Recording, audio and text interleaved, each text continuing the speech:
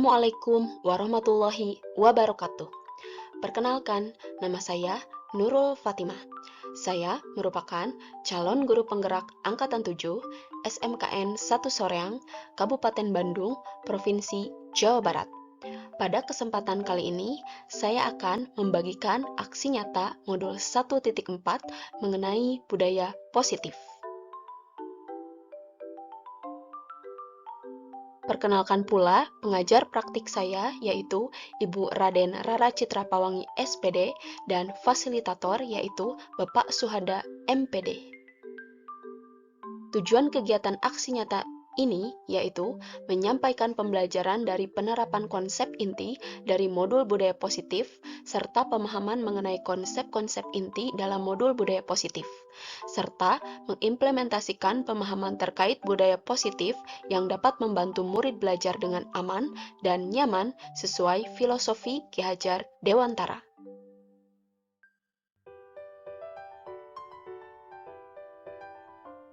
Dalam kegiatan ini, saya membagikan pemahaman terhadap konsep-konsep kunci dalam modul budaya positif, yaitu perubahan paradigma belajar, disiplin positif, motivasi perilaku manusia, kebutuhan dasar, posisi kontrol restitusi, keyakinan kelas, dan segitiga restitusi, serta pengalaman dan pembelajaran yang didapat setelah menerapkan konsep-konsep kunci tersebut di kelas. Berikut adalah video aksi nyata saya. Selamat menyaksikan. Bismillahirrahmanirrahim. Assalamualaikum warahmatullahi wabarakatuh. Waalaikumsalam warahmatullahi wabarakatuh. Yang terhormat kepada Ibu Wakasek Kurikulum, yang terhormat kepada Ibu Wakasek Kesiswaan, dan rekan-rekan guru yang saya hormati. Pertama-tama marilah kita panjatkan puji dan syukur atas kehadirat Allah Subhanahu wa taala yang mana telah memberikan kita kemudahan, kelancaran dan kesehatan sehingga kita bisa bertemu di tempat ini dalam kegiatan diseminasi berbagi praktik baik modul 1.4 mengenai materi budaya positif. Selawat dan salam tidak lupa dari kita surahkan kepada Nabi besar Muhammad SAW, yang mana kita nantikan syafaatnya di yaumul akhir kelak. Amin ya rabbal alamin. Nah, pada kesempatan kali ini Bapak Ibu, izinkan saya untuk diseminasi atau menyampaikan berbagi praktik baik mengenai modul yang saya pelajari saat di pendidikan guru penggerak, di mana sampai saat ini saya sudah mempelajari satu modul. Di dalam satu modul itu terdapat 4 submodul, ada 1.1 sampai 1.4. Dan tugas yang saya laksanakan hari ini adalah aksi nyata dari modul 1.4 mengenai budaya positif. Dan minta izin juga Bapak Ibu, di sini saya hanya berbagi praktik baik, bukan bermaksud untuk menggurui atau merasa ilmu saya lebih banyak daripada Bapak Ibu semua. Kita di sini sharing, diskusi dan belajar bersama. Nah, kemudian kita mulai dari pertanyaan pemantik dulu Bapak Ibu. Setuju atau nggak setuju nih? Dari nomor 1 pernyataannya, hukuman dapat mendisiplinkan anak. Siapa yang setuju? Setuju. 1, 2, 3, 4, 5, 6, 7, 8, 9, 10. Yang kedua, pemberian hukuman dengan hal positif seperti membaca atau membersihkan halaman sekolah dapat meningkatkan disiplin anak. Setuju. Jawab berapa orang? 1, 2, 3, 4, 5, 6, 7, 8, 9, 10, 10. Yang ketiga, memberi penghargaan dapat meningkatkan motivasi belajar anak. Setuju. Berarti 100% ada di nomor 3. Ini ya 10 orang, di sini 10 orang. Oke, kita lihat selanjutnya. Selanjutnya ada kegiatan nih Bapak Ibu. Jadi kita membagi 2 orang. Yang satu menjadi A, yang satu menjadi B. Yang menjadi A itu saya akan memberikan kertas kepada Bapak Ibu yang berperan sebagai A. Tulis barang atau benda yang dirasa paling berharga. Kemudian lipat dan genggam sekuat tenaga. Nah, kemudian yang berperan sebagai B berusaha untuk membuka genggamannya. Boleh dirayu misalnya si A-nya, ayo buka. bisa diancam misalnya, bukan nggak? Atau bisa disodok, disuap. Dikata-katain boleh ya lah. Pokoknya si B itu melakukan cara apapun agar terbuka, tapi si A tetap nggak boleh buka. Nah sekarang mungkin Pak Agung sama Pak Riki siapa yang menjadi A, siapa yang menjadi B? Benar yang paling berharga. Saya harus berayu. Berarti mangga yang susah. Barang yang paling berharga. Bukannya ada.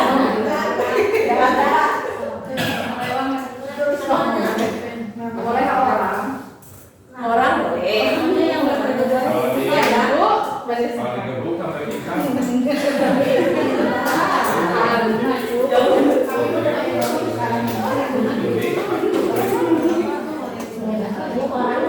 Tapi B nggak boleh tahu barang tersebut apa.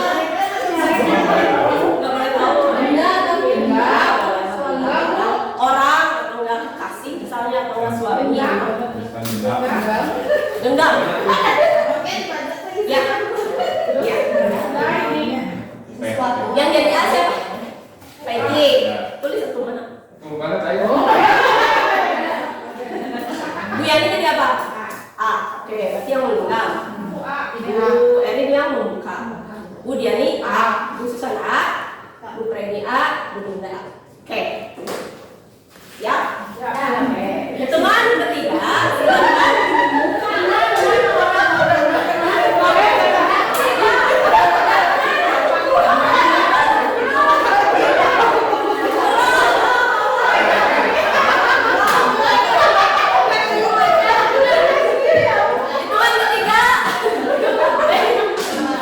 B mulai membuka ya. Satu, dua.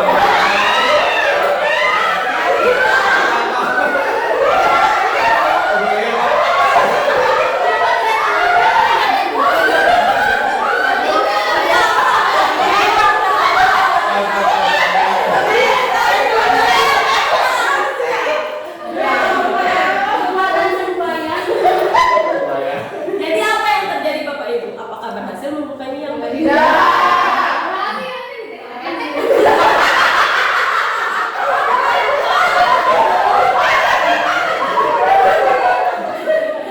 Oke. Jadi itu kan diancam ya kalau dibuka. Tapi pada niatnya Bu Preni yang jadi A. Bu Preni niatnya membuka atau tidak? Tidak. Niatnya membuka. Saya baru tahu.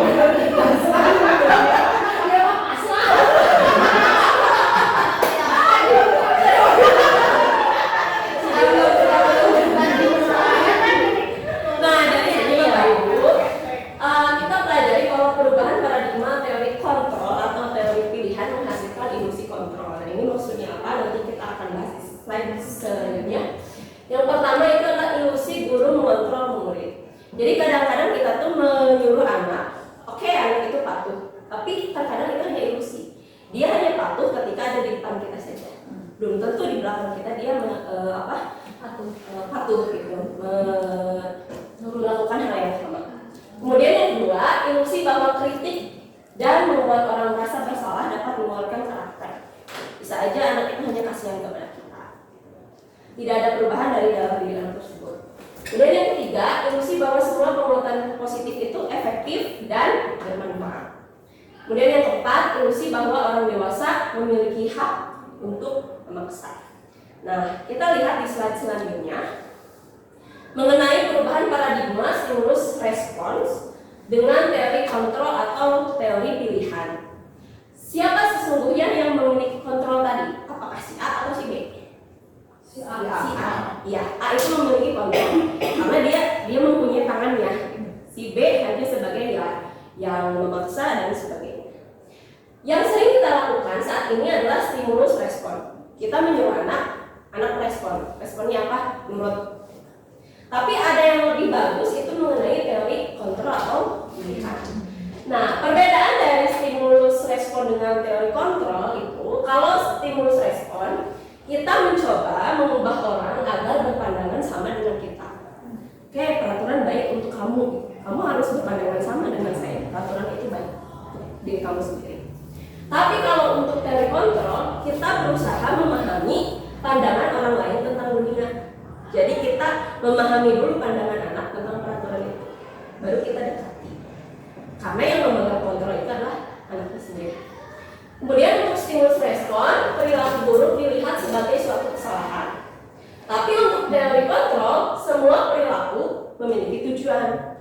Maksudnya apa? Ketika dia memiliki kesalahan, pasti ada tujuan. Tujuannya apa? Memperbaiki diri. Gitu.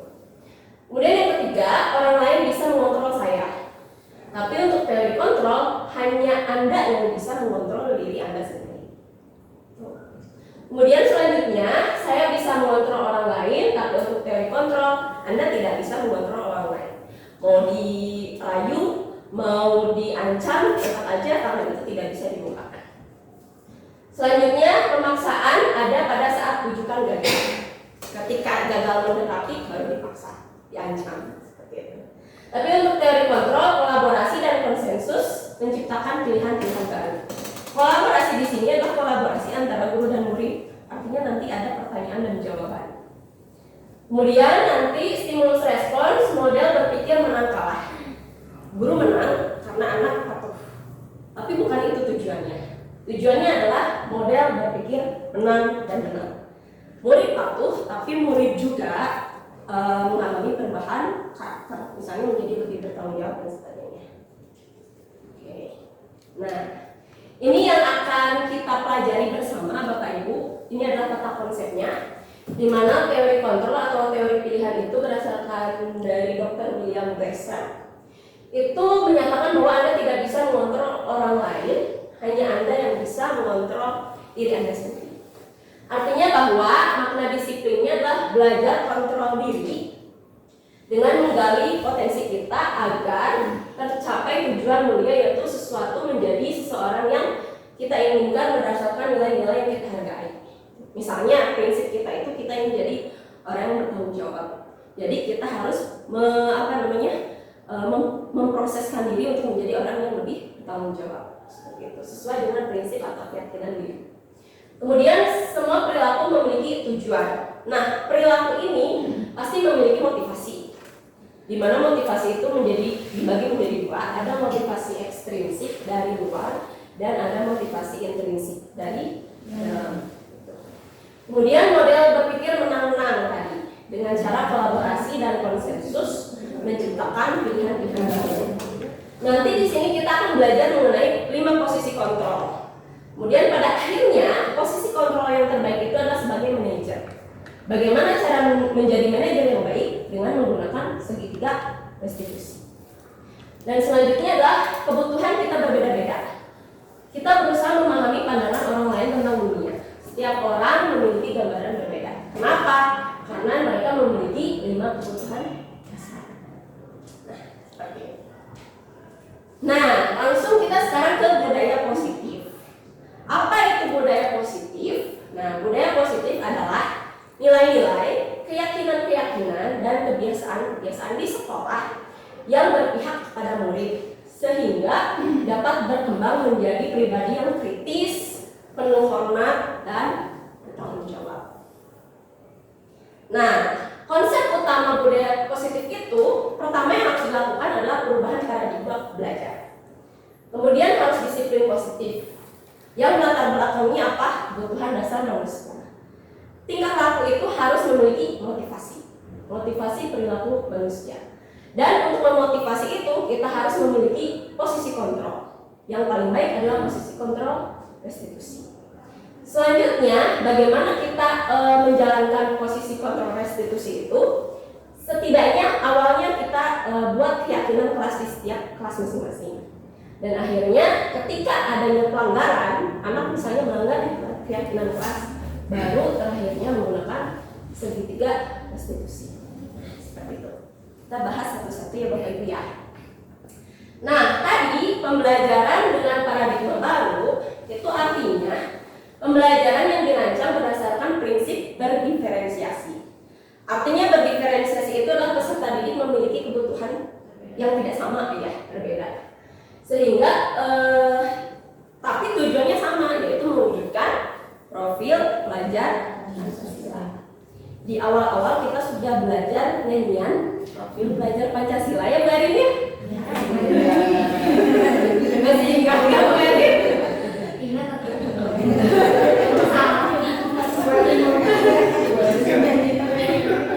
Soalnya gini Bu, kadang ya waktu kegiatan di pendidikan guru penggerak, coba sebutkan 6 dimensi profil pelajar Pancasila. Kadang saya suka lupa, tapi kalau dinyanyiin ingat. Nah, ya kita nyanyi bersama-sama ya. Pelajar Pancasila beriman dan bertakwa pada Tuhan yang Esa dan berakhlak mulia, berkebinekaan global, gotong royong mandiri, kreatif dan bernalar-kritis. Nah inilah 6 dimensi dari profil pelajar Pancasila, tujuan utama kita untuk mendidik anak. Nah, sekarang selanjutnya adalah disiplin positif. Bapak Ibu, mungkin ada yang mau berpendapat apa itu disiplin?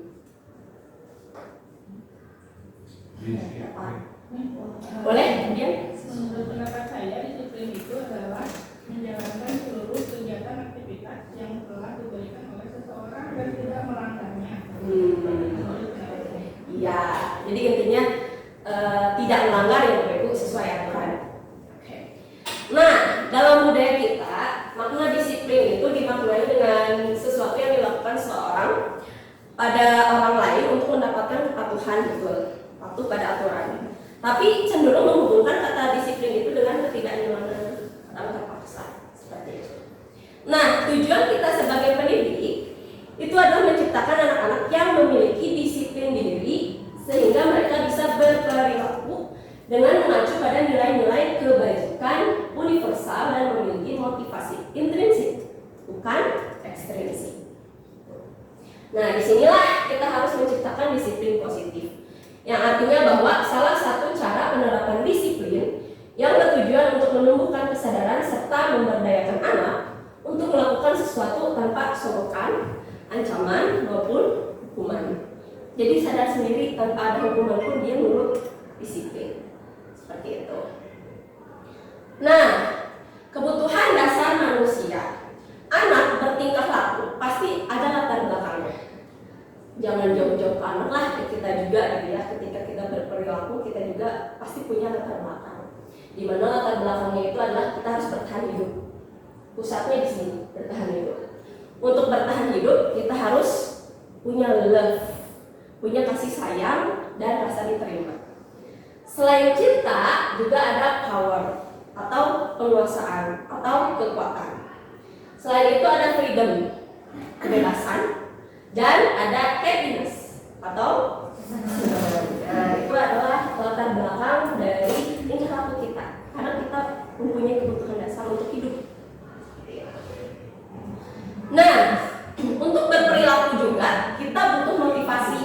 Jadi motivasi merupakan dorongan yang timbul pada diri seseorang secara sadar atau tidak sadar untuk melakukan suatu tindakan dengan tujuan tertentu. Nah, seperti yang saya sampaikan tadi, motivasi itu ada dua, ekstrinsik dan intrinsik. Contohnya gini, ada kasus untuk menghindari ketidaknyamanan dan hukuman. Murid melakukan disiplin diri karena ia takut dihukum. Karena takut dihukum berarti masuknya motivasi ekstrinsik. Hukuman. Nah, kemudian ini mendapatkan imbalan atau penghargaan dari orang lain. Murid melakukan disiplin diri karena ia ingin mendapatkan imbalan. Contohnya, siapa yang bisa mengerjakan soal ini akan dapat coklat. Jadi motivasinya itu coklatnya, bukan karena dia ingin bisa. Nah, itu masuknya ke motivasi ekstrinsik. Nah, bagaimana kalau motivasi intrinsik? Jadi dia menghargai nilai-nilai kebajikan diri sendiri dengan cara sadar akan nilai kebajikan dirinya. Saya ingin menjadi anak yang cerdas, otomatis saya harus melakukan A, B, C, D, E untuk mencapai tujuan tersebut. Jadi seperti itu ya Bapak Ibu. Nah, selanjutnya konsep disiplin dengan identitas gagal. Ada dua faktor yang mengakibatkan identitasnya itu gagal. Artinya bahwa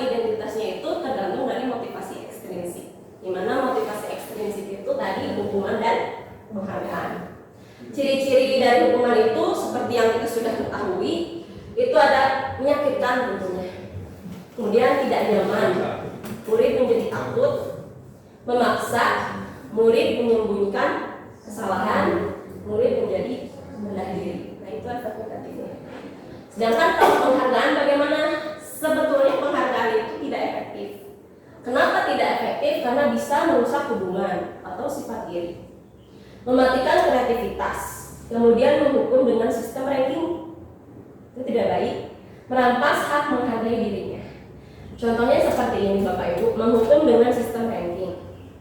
Kemarin misalnya, contoh kasus, 3 besar mendapatkan sertifikat ranking 1, ranking 2, ranking 3. Belum tentu dia memiliki, belum tentu penghargaan itu efektif. Ada unsur-unsur lain. Mungkin aja ada anak yang iri. Nasi menit 3 besar dapat sertifikat, saya enggak, terasa tidak dihargai. Mungkin saja yang irinya itu orang tuanya. Misalnya anak itu dapat sertifikat, anak saya meninggal dapat sertifikat. Akhirnya apa? Memarahi anaknya supaya menjadi si A, misalnya ranking. Kemudian mematikan kreativitas. Nah, mematikan kreativitas di sini adalah orang si penerima sertifikatnya. Misalnya, saya bangga menjadi ranking 1, dapat sertifikat, dipoto, atau dapat hadiah tambahan. Oh, berarti untuk menjadi ranking 1 ini hadiahnya. Ya udah, saya akan pertahankan, akan tetap menjadi ranking 1. Terus. Tapi dia itu ada yang missing. Sebetulnya tujuannya itu bukan ranking 1. Supaya apa? Supaya dia lebih baik dari sebelumnya. Jadi kreativitasnya tuh mentok pada ranking 1 aja. Padahal dia memiliki skill yang harus dikembangkan. Nah, gitu. Kemudian merampas hak menghargai dirinya. Kembali lagi, misalnya tadi orang tua memarahinya, akhirnya anak itu merasa maksudnya, kok gitu tidak menghargai saya si mama malah membanding-bandingkan saya dengan teman saya. Ini Bapak ya. Nah, selanjutnya konsep diri dengan identitas sukses. Artinya identitas sukses dia memiliki motivasi intrinsik. Motivasi intrinsiknya bisa dalam konsekuensi atau restitusi. Nah, apa itu konsekuensi? Ada yang tahu belum? Pasti tahu lah. Iya, akibat dari sebab. Dari sebab. Iya. Akibat. Iya, akibat dari perilakunya ya. Tapi konsekuensi ini penguatannya jangka pendek. Kemudian perlu monitoring berkelanjutan, stimulus respon, murid menghormati peraturan dan kehilangan waktu untuk merenungi kesalahan. Contohnya gini Bapak Ibu, kalau konsekuensi ya, saya contohkan dengan contoh kasus. Pernah suatu hari di kelas, saya tuh dalam sesi diskusi, otomatis saya diam kan di meja guru. Nah, pada saat sesi diskusi itu ada anak yang nyatet KKS. Kemudian anak laki-laki itu ada yang lewat, agak doang lah misalnya, tercoret sih bukunya.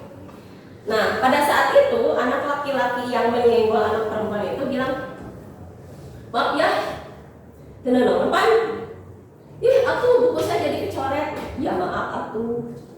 Di situ dia sudah mengetahui konsekuensinya. Ketika dia salah, dia minta maaf. Cuman ada yang kurang di sini. Kurangnya apa kira-kira Bapak Ibu? Tidak yang bertanggung jawab. Tidak bertanggung jawab. Betul. Ya, betul. Terus apa lagi? Nggak sama aksi. Oke, nggak sama aksi. Nah, pada saat saya melihat itu baru ditegur. Kamu ketemu gitu atuh. Jangan sampai kamu minta maaf tanpa adanya penyesalan gitu kan. Yang baik minta maaf tuh, tanggung jawab. Oh iya Bu, akhirnya dia ngambil titik dihapuslah coretan di bukunya tersebut. Nah, di sini penguatannya jangka pendek, pas itu aja. Kemudian kalau nggak ada saya gimana? Gitu. Kalau nggak ada saya ya udah selesai, salah minta maaf selesai. Jadi kalau konsekuensi itu perlu monitoring berkelanjutan. Kemudian ada stimulus dan respon. Di sini saya menyuruh dia untuk bertanggung jawab, dia merespon, oh iya baik Bu. Artinya ya anak itu menghormati saya, nurut. Tetapi dia kehilangan waktu untuk merenungi kesalahan. dia melakukan tersebut karena nurut ke saya, karena disuruh. Tapi merenungi kesalahannya bahwa ketika salah minta maaf itu harus ada aksi nyata. Itu yang kurangnya di sana. Tapi berbeda dengan restitusi, Bapak Ibu, jujur saya juga baru tahu kata restitusi itu saat mengikuti pendidikan guru penggerak. Saya juga nggak tahu restitusi itu apa awalnya. Nah, kalau restitusi itu adalah murid bertanggung jawab untuk perilakunya, fokus pada pemecahan masalah jangka panjang, murid menghormati dirinya dan orang lain, teori kontrol, dirinya memegang kontrol, dan murid bersemangat memperbaiki kesalahan. Dengan contoh kasus yang tadi, ketika anak memiliki restitusi, restitusinya sudah menempel ke dalam diri mereka. Ketika dia menyenggol, pertama yang akan dilakukan apa? Minta maaf. Maaf ya, kesenggol. Coba lihat, oh kecoret, langsung tanpa disuruh sama kita, dia akan langsung ambil titik, memperbaiki kesalahannya atau menjawab. Artinya apa? Dia menghormati dirinya. Ya, saya salah. Saya mempunyai prinsip harus menjadi orang yang bertanggung jawab. Dan dia juga menghormati orang lain. Seperti itu. Dan lebih penting adalah dia bersemangat memperbaiki kesalahan. Nah, seperti itu Bapak Ibu. Nah, kita mulai dengan restitusi sendiri. Pendekatan restitusi. Restitusi adalah proses menciptakan kondisi bagi murid untuk memperbaiki kesalahan mereka, sehingga mereka bisa kembali ke kelompok mereka dengan karakter yang lebih kuat. Nah, ciri-ciri dari restitusi itu adalah bukan menebus kesalahan, namun belajar dari kesalahan, memperbaiki hubungan. Kemudian tawaran, bukan paksaan. Artinya nanti di segitiga restitusi itu kita akan mengajukan pertanyaan-pertanyaan yang harus dijawab oleh siswa. Menuntun untuk melihat ke dalam diri. Kamu punya prinsip apa dalam diri, solusi yang kamu berikan apa? Mencari kebutuhan dasar yang mendasari tindakan, fokus pada karakter, bukan tindakan, dan menguatkan dan fokus pada solusi. Nah, di sini mencari kebutuhan dasar yang mendasari tindakan itu yang tadi, yang 5 kebutuhan dasar manusia: bertahan hidup, love, power, freedom, happiness. Pada saat tadi dia menyenggol temannya, mungkin kebutuhan dasarnya dia butuh kesenangan, tapi kesenangan dia merugikan orang lain. Gitu. Jadi dia itu enggak peka terhadap lingkungannya. Nah, disitulah kita harus menyadarkan anak tersebut. Nah, sekarang kita langsung ke perbedaan hukuman, konsekuensi, dan restitusi. Saya ambil kasus yang simpel saja, murid tidak mengerjakan PR. Nah, kalau hukuman, guru menghukum murid tersebut dengan hormat penjara selama 10 menit. Itu hukumannya cocok nggak Bapak Ibu untuk tidak mengerjakan PR? Ya. Jadi guru marah dan murid menjadi takut. Kemudian kalau konsekuensi, biasanya ini guru-guru ciri guru tegas, menindak. Guru memberikan konsekuensi untuk mengerjakan PR-nya saat istirahat atau dikerjakan sebanyak 3 kali lipat. Kadang saya juga pernah gitu, ketika ada siswa yang tidak mengerjakan PR, saya kasih kesempatan, yaudah kerjain PR-nya, nanti kumpulin belakangan gitu. Guru tegas dan murid menghormati peraturan. Tapi kalau restitusi bukan itu intinya. Bukan dia menebus kesalahan, bukan. Tapi guru menanyakan keyakinan kelas atau dirinya dan membantu murid menyelesaikan masalahnya. Pertama, kita harus tanya, kenapa kamu tidak mengerjakan PR? Apa ada kesulitan? Yuk kita bantu. Nah, akhirnya gurunya itu terbuka dan murid juga menghormati dirinya dan orang lain. Contoh dari restitusi. Nah, langsung ke posisi kontrol restitusi. 5 posisi kontrol restitusi itu ada ini Bapak Ibu: penghukum, membuat rasa bersalah, teman, pemantau, manajer. Kira-kira Bapak Ibu seringnya yang mana? Manajer. Oh, tidak. Ayo, Bu Irma ini yang mana seringnya? Yang teman-teman. Teman. Bu Freni yang mana? Pemantau. Teman. Oh, Pak Riki Rifki mah pemantau, berarti tipe guru tegas. Wis. Bu Muti yang mana Bu Muti?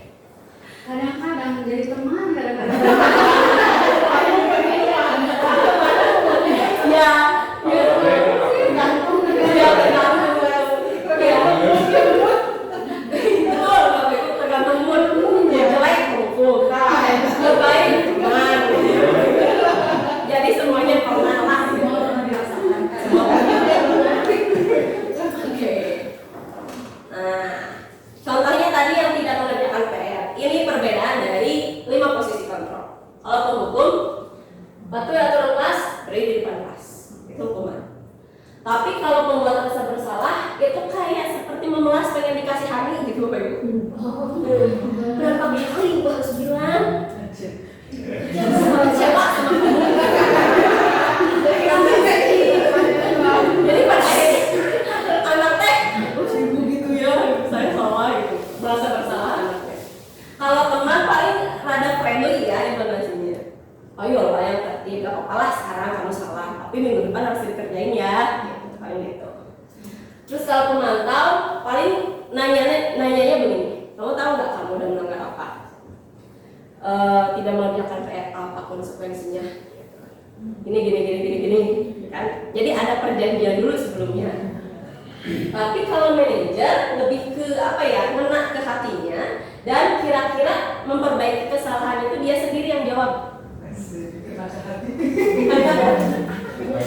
Pakai hati Bang. Bahaya ya, jangan keterlaluan. Harus pakai hati. Manajer itu, apakah kamu tahu kesalahanmu? Tahu misalnya. Terus kira-kira kamu akan memperbaiki kesalahannya bagaimana? Jadi dia mengajukan sendiri solusinya, bukan kita yang suruh. Nah, 5 posisi kontrol ini kelihatan Bapak Ibu? Nah, di sini ada penghukum. Kalau guru berbuatnya biasanya itu menghardik, nunjuk-nunjuk, menyakiti dan menyindir biasanya. Terus guru akan berkata, kalau kamu tidak melakukannya, awas ya, sign. Tiba-tiba jadi antagonis. Terus hasilnya jelek, pasti anaknya memberontak, menyalahkan orang lain, bahkan sampai ke berbohong karena takut dimarahin. Kaitan dengan dunia berkualitas, pasti anak itu akan mencoret diri kita sebagai guru, sebagai orang yang tidak patut dicontoh. Jadi lewatlah di luar dari dunia berkualitas itu sendiri. Kemudian murid akan berkata, ketika dia mengulangi kesalahannya lagi, pasti akan berkata, paling nanti saya dimarahin lagi, paling saya dihukum lagi, baiklah. Nah, itu sisi negatifnya dari penghukum. Kalau pembuat rasa bersalah, guru akan berkata, ceramah dulu biasanya kalau pembuat rasa bersalah. Seharusnya ibu kecewa, gitu kan. Bahkan sampai ada, kamu seharusnya sudah tahu, ibu lelah, ibu stres, capek terus kamu.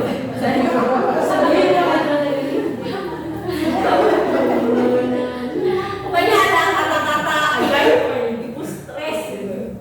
Nah, sampai akhirnya anak itu kan merasa bersalah. Pada akhirnya dia nggak terbuka, bisa aja dia menyembunyikan, menyangkal, bahkan bisa juga berbohong karena takut makin stres.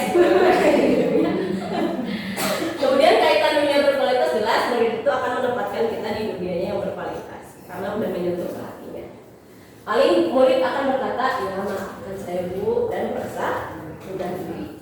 Jadi dia akan melaksanakan perubahan, tapi perubahannya bukan dari dalam diri karena kasihan kepada gurunya. Kemudian ada yang teman. Nah, saya akan fokus ke intinya aja. Kalau teman itu hasilnya nanti ketergantungan. Contohnya gini. Di kelas 10 misalnya saya yang jadi guru matematika. Di situ saya posisi kontrolnya sebagai teman.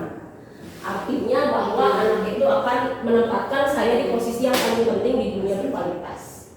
Kemudian dia akan berpikir, oh ya si Ibu Nurul teman saya bisa percaya. Tapi dampaknya akan lemah, tidak mandiri dan tergantung. Terus aja dia naik ke kelas 11. Gurunya misalnya Bu Yani. Bu Yani menempatkan posisi kontrolnya itu sebagai pemantau. Gurunya tegas. Dibanding saya yang menempatkan posisi kontrol sebagai teman. Nah, di sini akan membandingkan. Dulu mah friendly. Sekarang itu. Kamu Jadi posisi kontrol yang paling bagus itu ya ini, manajer. Bedanya apa dengan pemantau? Kalau pemantau ke ketegasan tadi gurunya. Jadi guru itu akan berbuat menghitung atau mengukur seberapa paham dia akan memahami konsekuensi jika dia melakukan kesalahan. Itu. Kemudian, nah kalau untuk pemantau menitik beratkan pada sanksi atau hadiah untuk dirinya. Kalau untuk manajer, guru akan berbuat mengajukan pertanyaan-pertanyaan. Setelah itu, guru akan berkata, apa yang kamu yakini? Apa yang bisa kamu kerjakan untuk memperbaiki masalah ini? Hasilnya, pribadinya menjadi lebih kuat. Murid meletakkan diri sebagai individu yang positif dalam dunia berkualitas. Jadi ini kelebihannya. Di dunia berkualitas bukan hanya gurunya yang berkualitas, tapi siswanya. Karena apa? Karena saya mampu memperbaiki diri saya. Saya juga bisa berkualitas. Nah, kemudian murid akan berkata bagaimana caranya supaya saya bisa memperbaiki keadaan. Dan hasilnya dia bisa mengevaluasi diri bagaimana cara memperbaiki diri.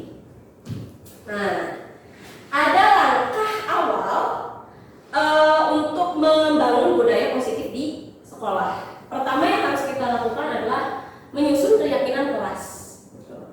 Apa itu keyakinan kelas? Kenapa tidak peraturan kelas? Beda ya Bapak Ibu antara peraturan dengan keyakinan. Contoh, ada pertanyaan ini. Kenapa kalau kita naik motor itu harus pakai helm? Safety ya, keselamatan.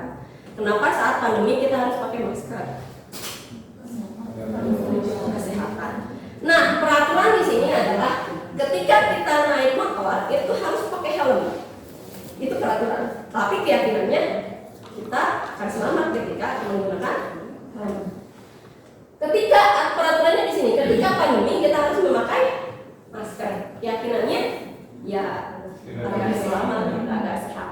Sama. Nah, hal ini pernah saya alami ketika waktu itu saya menjadi wali kelas 12 TKR 1. Persiapan foto buklet waktu itu ada namanya selamat. Namanya selamat waktu itu. Kami ke Cimahi, ke gedung yang apa ya, yang terbengkalai boncengan. Yang depan pakai helm jelas ya, yang belakang juga harus pakai helm kan. Tapi ada satu anak yang tidak membawa helm saat itu yang dibonceng. Nah, kemudian anak itu, kamu bawa helm nggak? Nggak, atau kumaha? Terus saya dengan ya malu sebetulnya saya. Udah nggak apa-apa, nggak bawa helm dan kita kan pakai jalan belakang nggak ada polisi, kata saya gitu. Biar cepet lah gitu.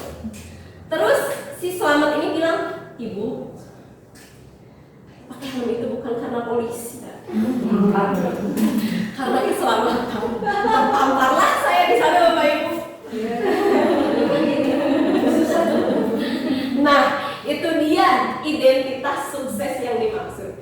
Mau ada polisi, mau enggak, ya Pak, pakai motornya, helm buat apa? Keyakinan diri supaya selamat. Ya.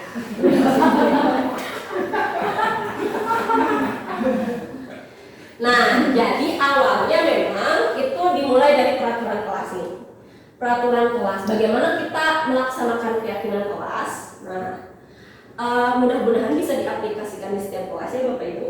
Jadi untuk membentuk keyakinan kelas itu pertama kita harus mendiskusikan dulu di kelas bersama anak-anak. Peraturan kelas yang akan kita pakai apa? Ditulis di papan tulis. Ketika masuk kelas itu harus salam dulu. Saya tidak boleh berbicara kasar di kelas. Itu peraturannya.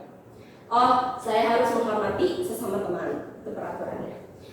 Tetapi kan kita itu peraturannya. Kemudian kita kembangkan menjadi keyakinan kelas. Nah, keyakinan kelas itu lebih abstrak, lebih umum dibanding peraturan kelas. Contohnya tadi saya tidak boleh berbicara kasar di kelas. Keyakinannya apa? Kami siswa-siswi kelas itu saling menghormati. Berarti kan kalau nggak berbicara kasar kan saling menghormati ya Bapak Ibu ya. Itu dia keyakinan kelasnya itu. Sudah beres semua, didiskusikan, baru ditempel di kelas supaya ingat selalu. mudah diingat. Dan pada akhirnya ketika melanggar kita bisa melakukan restitusi tadi. Nah, gitu. Bayangkan Bapak Ibu ketika di sini kan kita ada 40 kelas ya. Tiap kelas itu punya keyakinan kelas. Minimal aja dia mengaplikasikannya di kelas. Kelas itu akan menjadi lingkungan yang positif. Setiap kelas memiliki lingkungan positif. Kalau digabungkan 40 kelas akan menciptakan budaya positif. Jadi anak sudah mempunyai motivasi intrinsik.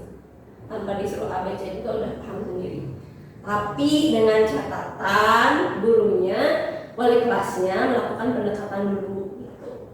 Menyusun keyakinan kelas. Kalau lebih efektifnya sih pada saat ini biasanya tahun pelajaran baru kan nggak langsung ngajar, mulainya biasanya juga pendekatan dulu dengan anak. Nah, disitulah langkah yang tepat untuk menyusun keyakinan kelas. Disitulah kita melakukan pendekatan. Terus konsisten gitu. Ketika ada yang melanggar, jangan dicuekin, tapi dibina dengan melakukan langkah-langkah segitiga restitusi. Jadi yang berperan di sini adalah semua guru, kekompakan guru. Jadi kekompakan guru. Jadi enggak 1-2 guru yang punya peran, semuanya berperan. Jadi kalau kita memiliki ownership feeling, memiliki perasaan, memiliki kepada sekolah atau memiliki perasaan saya juga berperan di sekolah, itu pasti akan menghasilkan budaya yang positif. Saya juga berperan di sekolah, walaupun tidak selalu di lapang, saya berperan di kelas.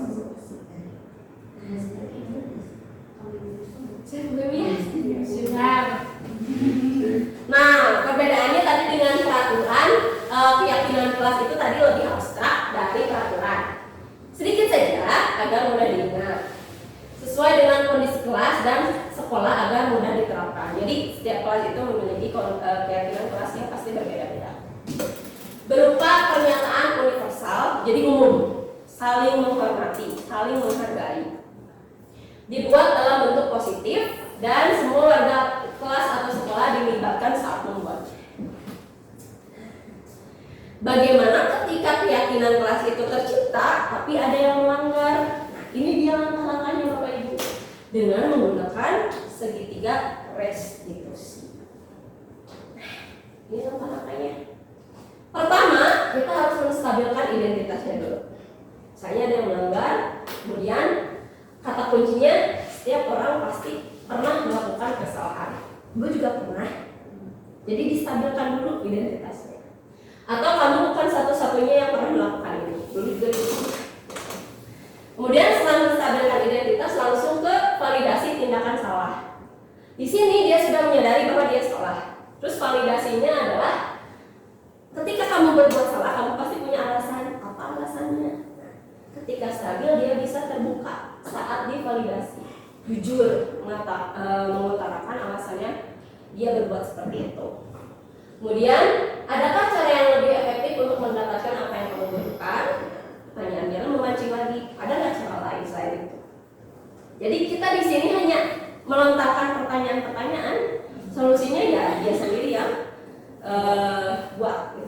Pada akhirnya menanyakan keyakinan. Nah, kembali lagi keyakinan kelas. Keyakinan kelas apa yang telah disepakati di kelas? Misalnya dia udah berkata kasar, oh ini Bu saya menghormati. Nah, kamu ingin menjadi orang yang seperti apa? Misalnya saya ingin menjadi orang yang dihormati. Terus kalau kamu ingin menjadi orang yang dihormati, kamu harus apa? Menghormati. Itu contohnya. Nah, kebetulan kemarin itu saya ditugaskan juga membuat video praktik segitiga restitusi Bapak Ibu supaya kebayang bagaimana praktiknya. Mari kita lihat. Ya.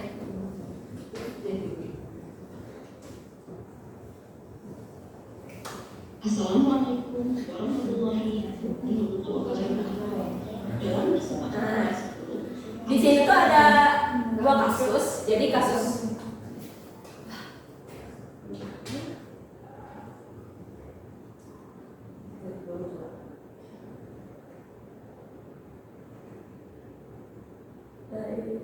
Assalamualaikum warahmatullahi langsung wabarakatuh. aja dicobain ya ke kasus. Dalam kesepakatan kelas 10, opini kebajikan yang telah disepakati hati dan meyakini semua dengan yaitu jujur. Saya sebagai guru harus melaksanakan tindakan penyelesaian masalah tersebut dengan menggunakan segitiga restitusi.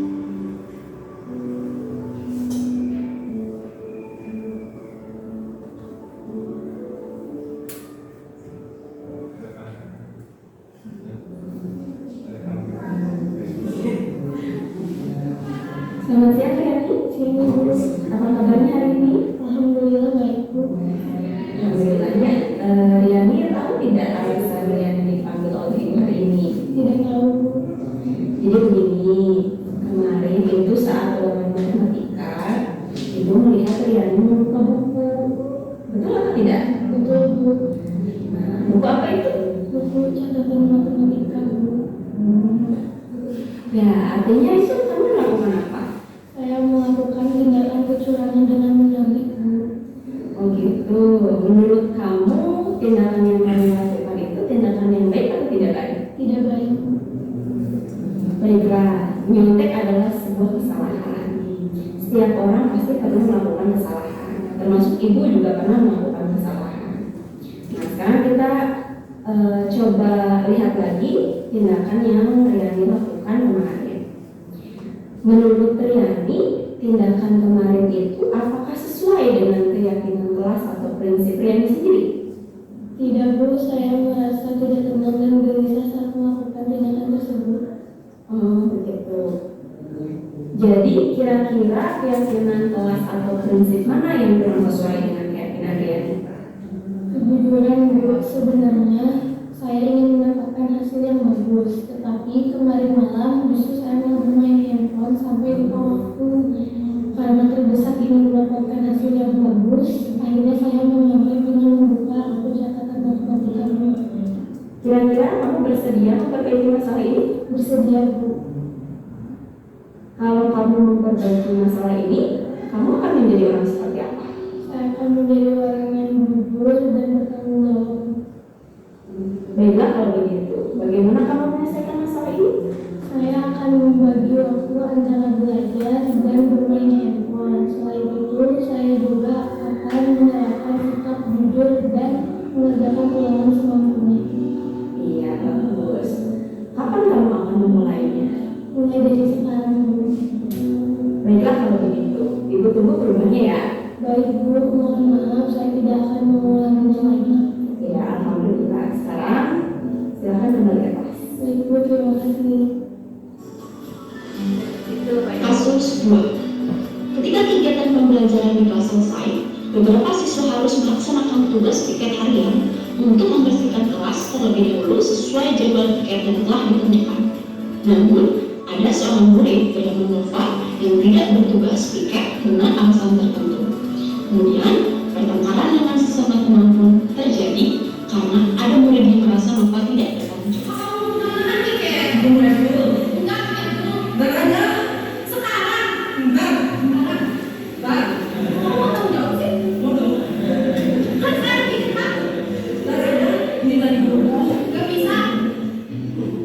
Nah itu Bapak Ibu kasus-kasusnya untuk segitiga restitusinya sama saja, cuma beda kasus saja. Nah mungkin itu contoh dari praktik segitiga restitusi. Nah itu Bapak Ibu, jadi yang harus kita lakukan supaya kita bisa menjadi manajer adalah dalam penerapan disiplin positif hendaknya guru memiliki standar kepribadian profesional dan sosial yang baik, di mana guru mampu berefleksi pada posisi kontrolnya saat ini. Misalnya saya lebih banyaknya posisi kontrolnya nih sebagai penghukum. Nah itu harus merefleksikan diri bagaimana perjalanan dirinya menjadi posisi kontrol yang terbaik sebagai among, atau among itu adalah posisi manajer yang menuntun murid-murid menjadi insan yang mandiri, merdeka dan bertanggung jawab. Mungkin itu ya Bapak Ibu ya, presentasi dari saya. Terima kasih Bapak Ibu, tapi sebelum ditutup, mungkin dari presentasi yang saya sampaikan tadi ada yang ingin ditanyakan, masih kurang paham atau bagaimana, insya Allah saya akan coba menjawab. Ya, ada yang Oke, pagi. Ya, tadi mungkin ada beberapa catatan yang saya dapat dari penjelasan Nurul tadi. Yang pertama mungkin misalkan mengenai yang tadi keyakinan kelas itu. Jadi misalkan dari keyakinan kelas itu, misalnya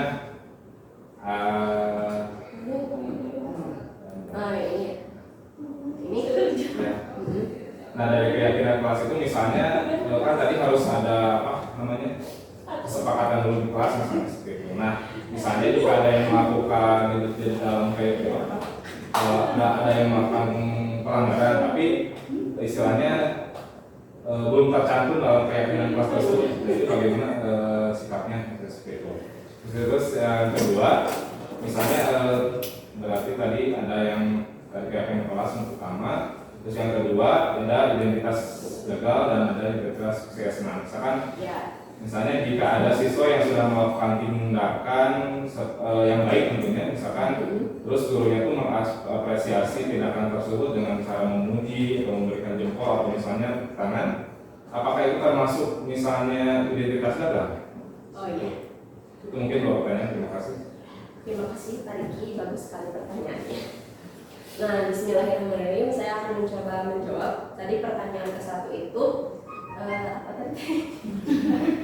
Keyakinan kelas tapi belum tercantum. Oh iya, bagaimana ketika anak itu melakukan, kita tahu tindakan tersebutnya salah, tapi belum ada di keyakinan kelas. Nah, seperti itu.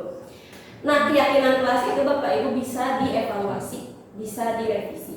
Jadi ketika melakukan tindakan yang belum tercantum di keyakinan kelas, baru kita tuh datang ke kelas. Tadi ada yang melakukan pelanggaran ini, bisa nggak keyakinan kelas kita direvisi atau dievaluasi supaya ada keyakinan kelas yang baru? Karena ini tindakan yang salah loh. Nah, jadi kesepakatan bersama lagi, dievaluasi lagi. Tapi tujuan dari keyakinan kelas itu kan tadi sifatnya umum, universal. Nah, apa sih tujuan dari universal tersebut? Supaya kata-kata umum tersebut bisa mencakup pelanggaran-pelanggaran lain. Contohnya tadi saling menghormati.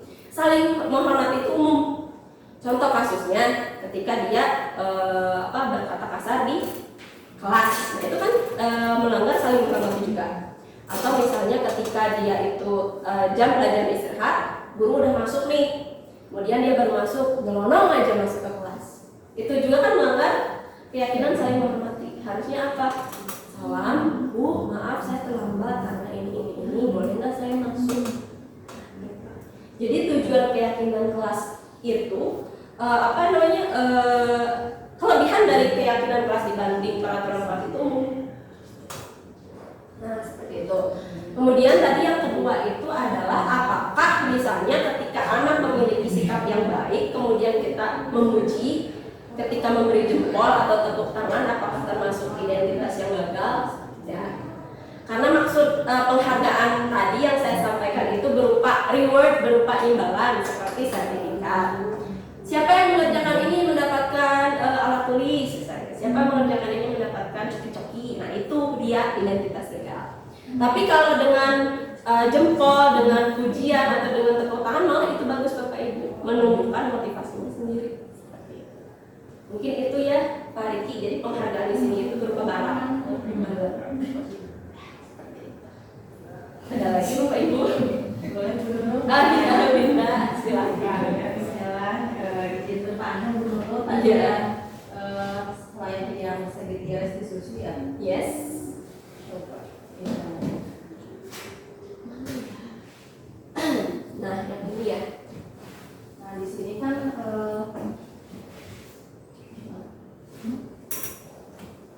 dalam segitiga restitusi ini kan ada beberapa langkah ya, termasuk ada 3 ya, hanya di segitiga juga. Jadi menstabilkan, validasi dan menanyakan keyakinan. Ini jika langkah-langkahnya tidak sesuai atau berurut, bagaimana gitu? Apakah memang harus sesuai dengan urutan seperti ini? Apa kalau tidak berurut akan membuat makna segitiga restitusi itu berbeda? Terus selanjutnya ketika kita mempraktikkan segitiga restitusi ini seperti di video tadi Bu Nurul gitu ya, kan tidak selalu atau tidak semua siswa itu sesuai apa yang kita harapkan jawabannya. Bisa ketika ditanya itu dia jawabnya iya, saya tidak tidak apa namanya gitu ya, seperti di video tadi kan itu sesuai banget memang timbal baliknya antara kita dan siswa gitu ya. Ada siswa pun yang tidak sesuai jawabannya, misalkan kita nanya apa dia jawabnya main-main gitu ya, biarin aja saya senang kayak gitu, atau ya saya mau nilai bagus mau gimana bu gitu, dengan cara menjawabnya mungkin akan lebih bagus. Gimana kalau bertanya seperti itu, apa yang harus kita lakukan sebagai guru? Terima kasih Bunda, Masya Allah pertanyaannya bagus sekali. Bismillahirrahmanirrahim, saya akan mencoba menjawab ya. Bapak Ibu, langkah-langkah segitiga restitusi itu memang diawali dengan menstabilkan identitas, kemudian validasi tindakan yang salah, terakhirnya baru menanyakan keyakinan. Jadi the base-nya itu ini, langkah the base-nya itu. Gimana kalau misalkan tiba-tiba saya mah belum stabil karena nanti aja deh langsung ke menanyakan keyakinan. Ujuk-ujuk ditanya keyakinan pas apa yang kamu yakini. Tanpa ada dia itu merasa oke, saya salah. Saya harus memperbaiki kesalahan, tiba-tiba ditanya seperti ini. Kan shock terapi ya Bapak Ibu. Nah, langkah yang terbaik memang harus stabilkan dulu identitas. Oke, buat yang menyadari dia itu melakukan kesalahan, kemudian sudah menyadari kesalahan dan orang lain juga pernah melakukan kesalahan, dan dia punya perasaan untuk ingin memperbaiki diri, akhirnya dia terbuka. Ketika kita nanya, dia jujur. Kenapa kamu sampai melakukan kesalahan tersebut? Kejujuran itulah poin penting ketika kita akan menghasilkan suatu solusi, dan pada akhirnya dia menyadari keyakinan kelas inilah yang saya langgar seperti itu. Pada akhirnya dia mendapatkan solusi sendiri. Itu. Jadi langkah-langkah itu tidak bisa dirubah, harus stop 1, 2, 3. Oke. Nah, kemudian itu tadi itu contoh baiknya, praktik baiknya. Pada realitanya mungkin tidak seperti itu. Bahkan ada yang ngeyel seperti itu ya Bapak Ibu. Kejadiannya minggu lalu sempat saya mau mempraktikkan praktik segitiga restitusi tapi gagal. Saya dapat laporan dari Bu Rizka, Bu Nurul katanya anak 10 elektro 2 waktu perpindahan jam saat istirahat dia itu masuk jam 10.50 katanya begitu. Telat banget kan masuk itu 10.20 ya. Nah, anak tersebut masuk 10.50. Nah, sampai situ saya mulai panggil anak tersebut 2 orang, I dan A, si I dan A. Saya tuh tanya dengan bermodalkan ini, coba dulu jalan segitiga restitusi. Tapi jawabannya kan ngeyel, karena memang attitude-nya juga masih perlu diasah. Yang I, kalau yang A mulai berkembang. Nah, Bu, Assalamualaikum, langsung dia tuh cengar-cengir. Ya Bu, kamu tahu nggak alasan Ibu memanggil kamu kesini? Ya tahu Bu, pasti yang tadi Bu Rizka kan Bu. Ya. Ketika saya bertanya tuh matanya tuh kemana gitu, nggak fokus ke saya. Terus ketika saya nanya solusi apa yang akan kamu lakukan? Ya gitu Bu, ya gitu Bu. Sambil gimana ya Bapak Ibu, kesel ya saya, gimana ini? Nah, ya gitu Bu, saya ya masuklah nanti tepat waktu kayak gitu. Sampai pada akhirnya ya sudahlah, pokoknya jangan mengulangi lagi gitu ya. Inti nama gitulah, kamu mau memperbaiki diri bukan jangan ulangi lagi. Tadi Keyakinan kepada apa? Keyakinan kepada Allah ya gitu. Ya gitu, saya salah. Ya intinya mah mulai lah. Kalau si Nikma, kalau A udah mulai. Nah, cuman karena si I-nya bertindak seperti itu, si A jadi ya ikut-ikutan seperti itu. Nah, pada akhirnya memang pada praktiknya tidak semua berhasil segitiga restitusi itu. Terus bagaimana kalau gagal? Ya kembali lagi Bapak Ibu, tujuan kita sebagai guru apa? Mendidik siswa supaya jadi apa? Untuk menjadi pribadi yang profil pelajar Pancasila tadi. Kalau gagal ya kita asah lagi sampai pada akhirnya memang prosesnya pasti lama. Sampai pada akhirnya ketika kita melakukan segitiga restitusi lagi itu bisa berhasil karena adanya perubahan karakter tersebut.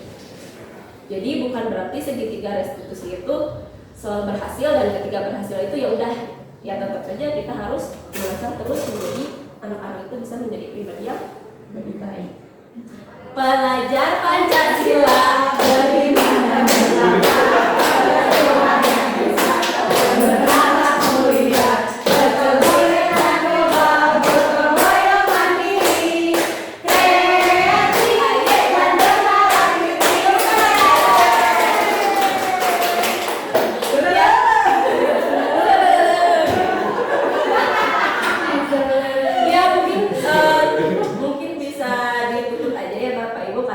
waktunya juga sudah 1 jam. Alhamdulillah. Terima kasih kepada Bapak Ibu atas kehadirannya.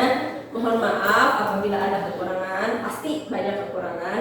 Dan saya mohon maaf apabila ada kata-kata yang menyinggung. Mudah-mudahan Bapak Ibu belum puas. Dan rasa tidak puas itu mengakibatkan kita bisa berdiskusi di luar forum ini.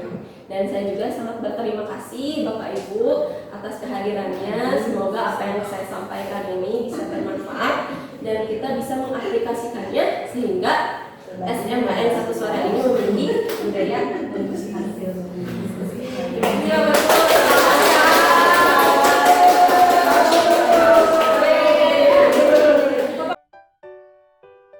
Terima kasih telah menyaksikan video kegiatan aksi nyata saya.